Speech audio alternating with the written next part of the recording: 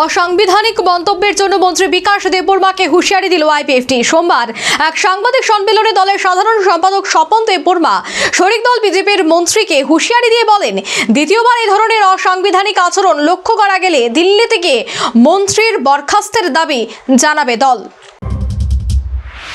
শরিক দল তিপ্রামথার আচরণের যথেষ্ট ক্ষুব্ধ শাসক দল বিজেপি। আর এর পরিপ্রেক্ষিতে তিপ্রামথাকে সহায়তা করতে মঞ্চে দাঁড়িয়ে এক অদ্ভুত নিদান দিলেন মন্ত্রী বিকাশ দেববর্মা। এ নিয়ে রাজ্যে দুদিন যাবৎ জোর রাজনৈতিক আলোচনা চলছে। মন্ত্রীর বক্তব্যে আপত্তি তুলে ইতিমধ্যেই ক্ষোভ জানিয়েছে তিপ্রামথা। সোমবার মন্ত্রীর এই ধরনের বক্তব্যে এবারে হুঁশিয়ারি দিল বিজেপির আরেক শরিক দল আইপিএফটি।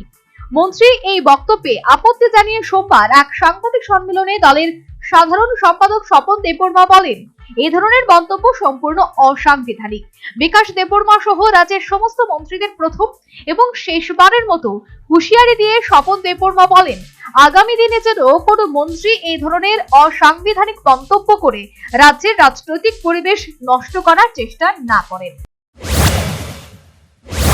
যে ধরনের কথাবার্তা আবো কিন্তু নন পার্লামেন্টারি ওয়ার্ড।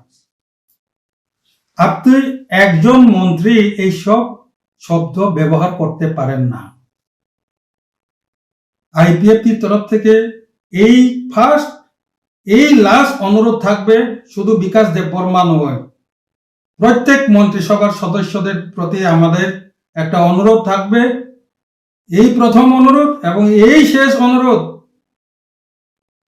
যে মন্ত্রীর চেয়ারে বসে এইসব অসাংবিধানিক নন পার্লামেন্টারি ওয়ার্ড ইউজ করে যাতে ত্রিপুরা রাজ্যের যে রাজনৈতিক পরিবেশ, গণতান্ত্রিক যে পরিবেশ, এখানে যে শান্তির যে বাতাবরণ, যে পরিবেশ, এটা যাতে কলুষিত না করে, এটা যত নষ্ট না হয়, এদিকে খেয়াল রাখে যাতে কথাবার্তা উঠে। আইপিএফটির তরফে মন্ত্রী বিকাশ দেববর্মাকে এদিন সব হুঁশিয়ারি দিয়ে জানিয়ে দেওয়া হয় যে দ্বিতীয়বার এই ধরনের মন্তব্য করা হলে আন্দোলন করবে আইপিএফটি। এমনকি দিল্লি থেকে মন্ত্রীর বরখাস্তের দাবি জানানোর হুঁশিয়ারও দিয়েছে দল। আদারওয়াইজ স্পেশালি আমি মাননীয় বিকাশ দেববর্মা মহোদয়ের প্রতি আমার একটা পরামর্শ থাকবে, দ্বিতীয়বার যদি এই রকম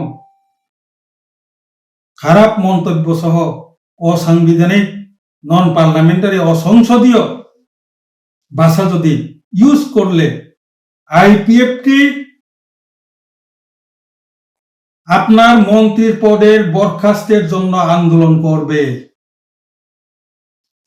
এই ঘটনার পরে যদি আবার এইসব অসংসদীয় শব্দ যদি উচ্চারণ করে, আমরা কিন্তু দিল্লিতে এইসব মন্ত্রীদের মন্ত্রী পদ থেকে বরখাস্তের জন্য আমরা দিল্লিতে গিয়ে কথা বলবো। মন্ত্রী বিকাশ দেববর্মার এই মন্তব্য নিয়ে ইতিমধ্যেই রাজ্য রাজনীতিতে শুরু হয় জোর আলোচনা। যদিও শাসক দল বিজেপির তরফে এখনো কোনো মন্তব্য করা হয়নি। এদিকে মন্ত্রীর বক্তব্যে শরিক দল আইপিএফটি আপত্তিতে এবার রাজ্য রাজনীতিতে নতুন মাত্রা যোগ হলো। Bureau report, news vanguard. Last 10 minutes. A plus B, the whole square equals A square, B square, 2AB, times up. 5 more minutes there.